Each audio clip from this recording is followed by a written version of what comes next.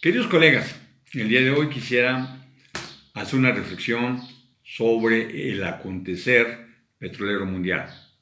El día de ayer, finalmente, los gobiernos de Rusia y Arabia Saudita se pusieron de acuerdo para retirar del mercado petrolero mundial casi 10 millones de barriles de petróleo diarios, lo cual permitirá también que el precio del crudo suba en el mercado, lo cual propiciaría, ¿no?, una subida, un equilibrio, un balance en el mercado petrolero y también en la economía mundial.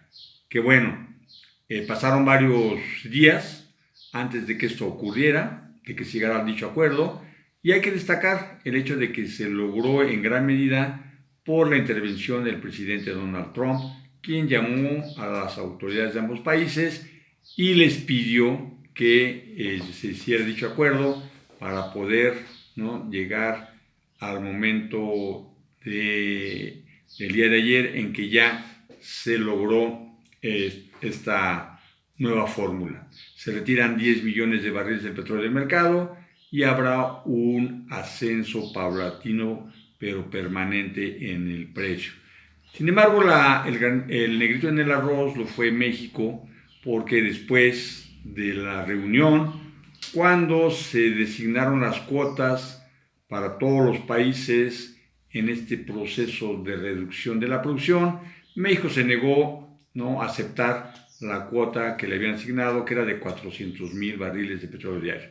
Hay que señalar que es justo lo que hizo el gobierno mexicano, es correcto lo que hizo el gobierno mexicano, ya que quitarnos esa cantidad de barriles, ¿no?, para colaborar con esta agrupación, pues nos hubiera traído muy malos resultados. No hay que olvidar que actualmente el precio de nuestra mezcla es de 18, 19 dólares, lo cual permite la entrada de todavía buenos ingresos al erario mexicano.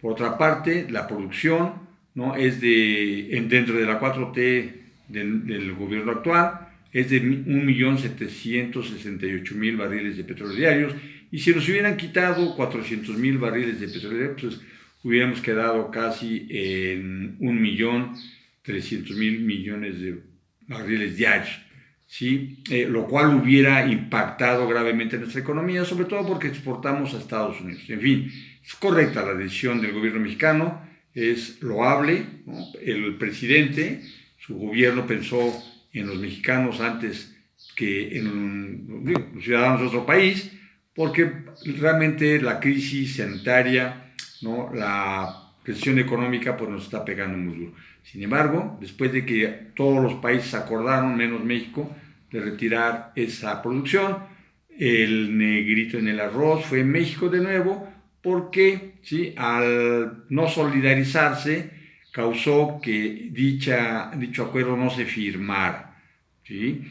Esto pues habla un poco mal de nuestra diplomacia, ya que no se respetó ningún protocolo y de inmediato se dijo no a la cooperación, lo que causó gran estupor, ¿no?, en algunos representantes de los países miembros de la OPEP, porque ellos ya esperaban la firma. ¿Cuál fue la consecuencia? Pues que el precio del barril del petróleo no subió y por el contrario descendió. En el caso de nuestra mezcla, que estaba casi en 18 dólares, cayó a 13. Lo mismo pasó con el Brent y con el Texas. ¿Sí? Entonces, ¿qué fue lo que pasó? Pues yo creo que no se cuidaron las formas, se actuó de manera muy precipitada y lo que se causó fue un trastorno en el mercado petrolero mundial. Entonces, ojalá que eso se corrija. No es la primera vez que México actúa de esa manera y creo que sí es tiempo de poder resanar esas heridas que tenemos en nuestra diplomacia. Una cosa más que les quiero comentar es que efectivamente, para mí la PEP ya no es funcional. Para mí la PEP, como la ONU, fueron instancias creadas en la Guerra Fría, cuando había un enfrentamiento entre Rusia y Estados Unidos, más bien entre la Unión Soviética y Estados Unidos, ¿sí? Eso fue lo que ocasionó que la sociedad internacional optara por instituciones que sirvieran para moderar dicha confrontación. Funcionaron, ¿no? En el caso del petróleo, la Unión Soviética apoyó en la construcción de la OPEP Estados Unidos en la Agencia Internacional de Energía. Hubo competencia, pero había moderadores y todo funcionó bien. Se disminuye la confrontación entre Rusia y Estados Unidos. Algún día les platicaré sobre eso. Yo no creo que haya acabado la Guerra Fría, continuó. Pero una vez que se alivian un poco las tensiones entre ambas naciones, la OPEP, como la ONU, deja de funcionar. Actualmente a la ONU nadie la obedece, como tampoco a la OPEP. ¿Sí? Todos hacemos lo que queremos. Prueba de eso son las guerras que ha armado Estados Unidos en Medio Oriente. La ONU no fue capaz de detenerlo, etcétera. Digo, eso yo creo que es muy válido, ¿no? Que se hable ya de una sustitución de la ONU por otro organismo que funcione en las nuevas condiciones de la política internacional. Pero ¿qué pasó en la OPEP? La OPEP, una vez que Rusia se retira del escenario mundial, ¿no? Que desintegra primero el mundo socialista europeo y luego la Unión Soviética, pues quedamos a merced de Estados Unidos y también de Europa.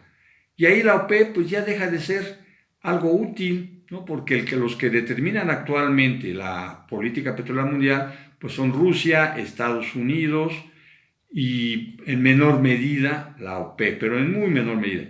¿Qué está pasando ahora entonces? Es que la OPEP, ¿no? Como organismo caduco, pues ya no funciona. Ya ninguno de los miembros quiere respetar las cuotas que se les asignan, tanto de producción como exportación.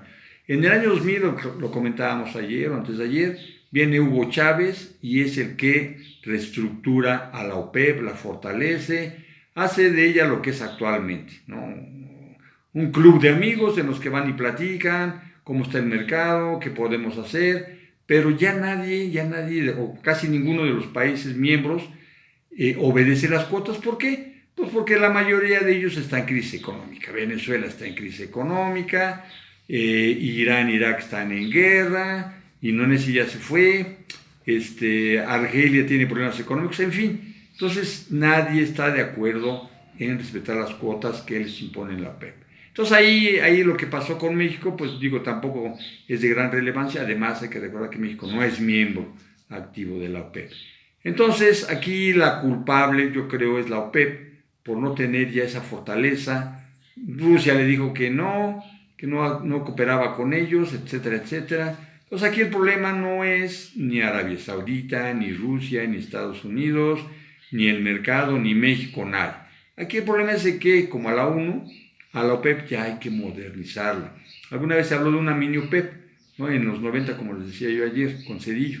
No se logró, era juntar a México, Noruega y Venezuela y hacer una nueva mini OPEP. No funcionó, pero vayamos pensando en eso, ¿no?